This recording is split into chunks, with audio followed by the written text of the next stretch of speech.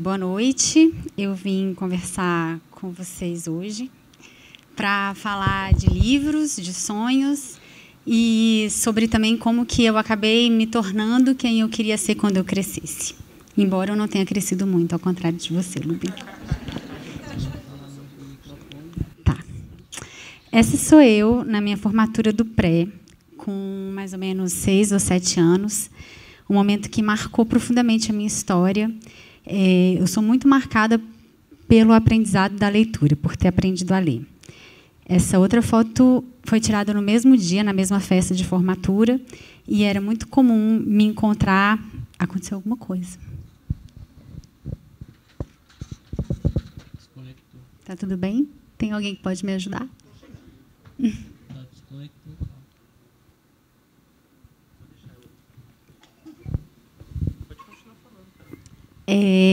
Aí, naquela foto que vocês estavam vendo, eu estou na minha festa de formatura, completamente absorvida por um livro que eu tinha acabado de ganhar. Era muito comum me ver assim. A leitura proporcionou um alimento para a minha imaginação. Ler e ver as imagens dos livros infantis me transportavam para um caminho, para um lugar completamente diferente. E eu era também essa criança capaz de passar horas desenhando. Ali, não sei se dá para ler, mas é um bilhete que eu mandei para o meu pai. Pai, você é lindo como esse sanduíche. A gordinha tinha este padrão de beleza, não é mesmo?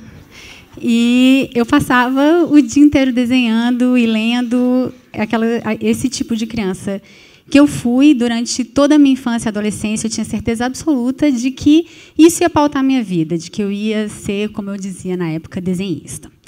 Mas acontece que o diploma que vocês estão segurando aí é um diploma de jornalismo. Eu até tentei fazer publicidade, trabalhar com uma área mais gráfica, mas eu era levada por uma série de questões. Eu nunca achava que estava bom aquilo que eu estava tentando fazer, nunca achava que eu era boa o suficiente, e simplesmente não rolou nada daquilo que eu imaginava. Com o jornalismo, a minha relação foi muito mais fluida, tudo acontecia de uma maneira mais fácil. Eu trabalhei no Correio Brasiliense aqui em Brasília, no Jornal do Brasil, trabalhei na TV Câmara, onde eu trabalho até hoje. E nessa minha vida também casei, tive meus filhos gêmeos. E aí vem uma parte importante, um capítulo importante dessa história. Eu fui morar em Paris. O Beto foi transferido, meu marido foi transferido pelo Itamaraty, e a gente foi morar lá. Chegamos lá, os meninos tinham 5 meses, eram pequenininhos. Foi uma linda aventura.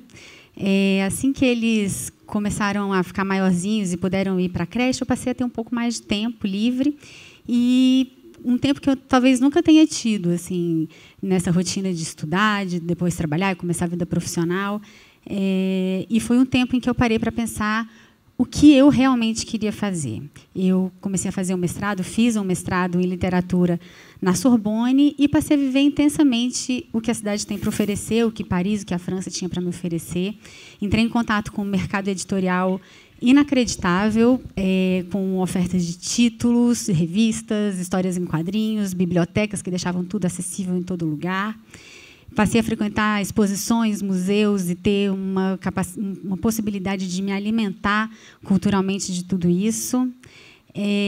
Esses recursos trouxeram para mim um chamado, despertaram em mim novamente esse chamado desse desejo de infância que estava guardado em algum lugar. Eu encontrei um curso oferecido pela Prefeitura de Paris, chamado Ilustração e Narração, que me mergulhou nesse universo que eu sempre busquei e eu não sabia aonde que andava.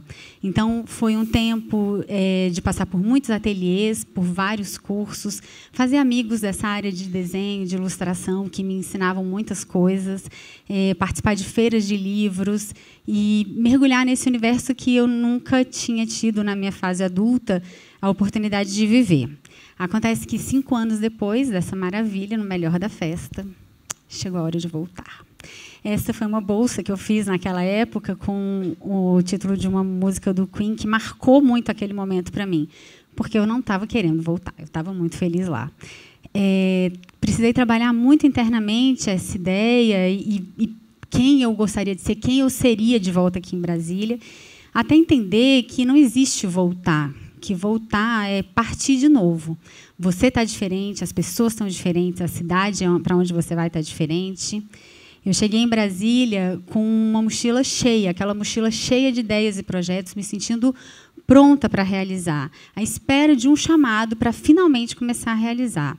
Entrei em contato com as minhas raízes, aí, logo que eu cheguei em Brasília, e resolvi que era hora de me reinventar.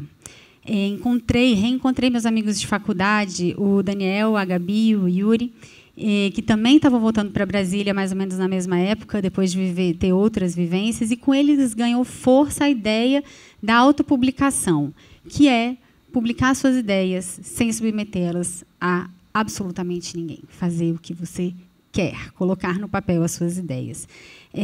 Com eles, eu entendi finalmente que não era uma questão de estar pronta, de receber um chamado de alguém, de uma editora, sei lá de quem. Era uma questão de me fazer o convite que eu tanto esperava. E decisão tomada, sentei a bunda na cadeira, não por acaso essa foto foi tirada de madrugada, porque é o momento em que eu tenho para trabalhar, para desenhar e para desenvolver essa área. Peguei, então, a ideia de um livro que já existia, essa ideia desde Paris, já tinha até título, A Rua de Todo Mundo, em que cada personagem vem de um país diferente. Minha ideia era falar de multiculturalidade, de diferenças, mas como essas diferenças como um valor, não como algo que separa as pessoas. Descobri muita coisa, precisei aprender produção gráfica, até que, em dezembro de 2013, tcharam, A Rua de Todo Mundo nasceu. Essa foi uma das noites mais divertidas da minha vida, em que eu vendi quase 200 livros e tive a oportunidade de estar perto das pessoas que seriam meus leitores. A reação das crianças é uma coisa absolutamente inacreditável. É muito gostoso ouvir de um pai, de uma mãe, a relação que a criança desenvolveu com aquele livro. A gente deu um monte de entrevista, viramos celebridades instantâneas por uma semana. A gente fez lançamentos em outras cidades, foi muito divertido. Essa é uma foto do nosso lançamento em São Paulo. Em abril de 2014, A Rua de Todo Mundo foi selecionado para a Bienal do Livro da Leitura aqui de Brasília. Foi um momento muito especial. A autopublicação tem essa coisa super interessante de como que esses livros são vendidos. Eles são vendidos pela internet e é muito legal porque você recebe cada uma das comandas, você interage com as pessoas. Eu passei a receber pedidos de escolas. Essa encomenda linda foi para Janaúba, em Minas Gerais. Uma turma inteira comprou A Rua de Todo Mundo para trabalhar a questão da multiculturalidade. Escolas inclusivas passaram a adotar esse livro para falar das diferenças como um valor e não como uma barreira. Em um ano, a tiragem da Rua de Todo Mundo estava esgotada. Eu achei muito engraçado que é a terceira vez que vocês estão vendo essa palavrinha essa noite, né? Todo mundo chega uma hora que se pergunta, e agora? Porque realizar esse sonho, resgatar esse sonho, teve um lado desestabilizante para mim. O momento em que eu falei, beleza, realizei. E agora? Me conectei com um sonho de infância que eu nem lembrava muito que eu tinha. E agora? Foi meu segundo livro que me ensinou que, na verdade, a gente nunca chega num lugar. Cada projeto, cada desejo é um recomeço. É um começo de novo, né? A História de Você, meu segundo livro, uma história muito mais poética, muito mais subjetiva. O meu desenho está com um traço mais solto, mais infantil, mais conectado com aquilo que eu era, com aquilo que eu sou. É um livro que fala do amor de pais e mães por seus filhos, de como esse amor é alguma coisa fundante que vai transformar essa pessoa no indivíduo que ela vai ser, e como ela vai se tornando, aos pouquinhos, esse indivíduo cada vez mais conectado com ele mesmo. No próprio livro, eu faço um paralelo também de que, na verdade, é a história de todos os nossos filhos, reais ou não, projetos, obras, sonhos, de como é importante acalentar esses sonhos, fazer eles crescerem e, em determinado momento, deixar eles irem para o mundo também. Então, esse livro me ensinou que é um aprendizado constante e a realização de um sonho cada vez vai ser um sonho diferente para você realizar. Eu continuo aprendendo, até mesmo para realizar essa palestra aqui para vocês, olhar essa história em retrospectiva. Eu passei a olhar de um jeito diferente.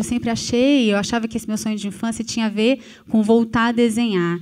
E eu entendi que não. Esse sonho de infância tem a ver com usar os desenhos para contar histórias, para despertar nas pessoas a sensação que essa garotinha aí tinha cada vez que ela abria um livro.